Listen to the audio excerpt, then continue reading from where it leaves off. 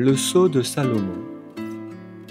Puissance confiée au fils de David, pouvoir donné contre les démons et les succubes. Chapitre 14. Le refuge puissant. La plus sage des femmes s'est construite une maison, mais la folie l'a détruite de ses mains. Celui qui marche dans la droiture reconnaît l'Éternel avec crainte et admiration.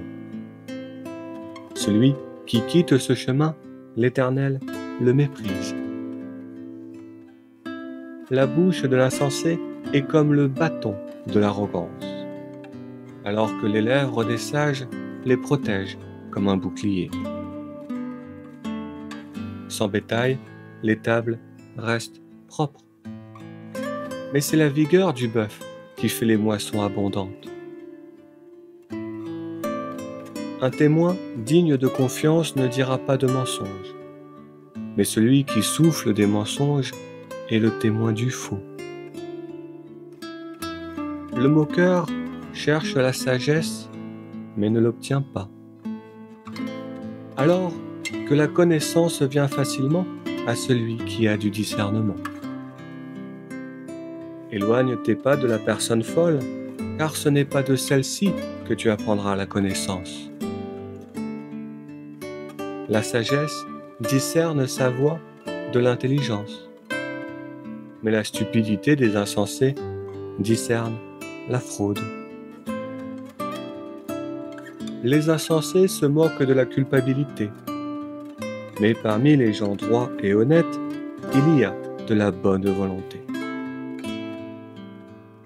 Soi-même connaît-on l'amertume de son appétit, et soi-même on sait qu'on ne peut échanger sa joie avec celle d'un autre. La maison des méchants sera détruite, mais la tente des gens droits et honnêtes fleurira. Il y a un droit chemin devant l'humain, et ensuite, après cela, il y a les voies de la mort. Même dans le rire moqueur, il y a une souffrance pour soi-même.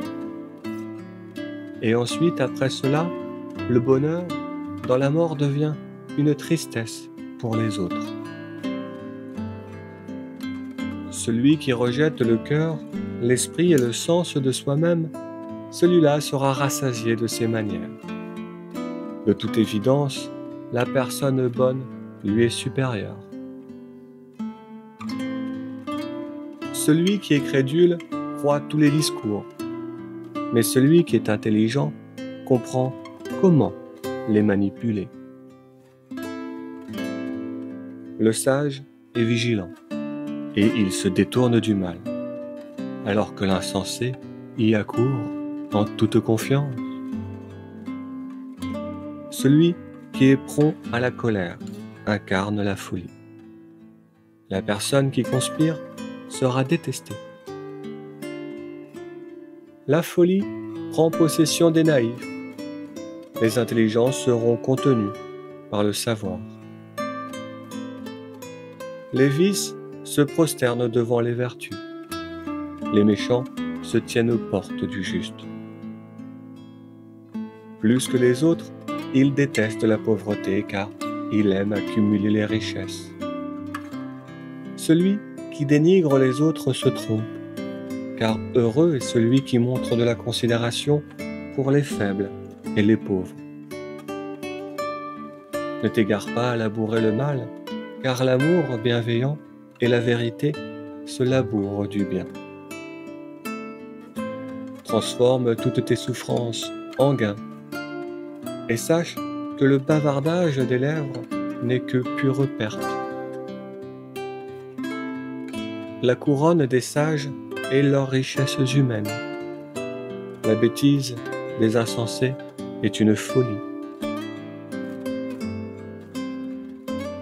Le témoin de vérité sauve les âmes, mais celui qui respire le mensonge est un imposteur. La juste reconnaissance de l'Éternel est un refuge puissant. Ses enfants y seront à l'abri. Reconnaître avec crainte et admiration l'Éternel, c'est s'abreuver dans une source de vitalité qui permet d'éviter les pièges de la mort. Un peuple nombreux, c'est la gloire de son roi. Mais quand le peuple disparaît, c'est la fin du dirigeant. Ceux qui ont de la patience comprennent bien les choses, mais ceux qui sont prompts à s'emporter sont galvanisés par la bêtise. Un cœur guérisseur nourrit la vitalité des corps. La jalousie nourrit la pourriture des os. Qui opprime le pauvre outrage son Créateur, mais qui est charitable avec le nécessiteux est honorable. Le méchant est accablé par le malheur. Le juste a un refuge dans la mort. À l'intérieur de celui qui a du discernement, la sagesse trouve le repos. Parmi les insensés, elle se fait connaître. La justesse galvanise le peuple. L'amour bienveillant des peuples est une purification. Le maître donne sa faveur au serviteur qui est prudent, mais sa furie va contre celui qui le déçoit.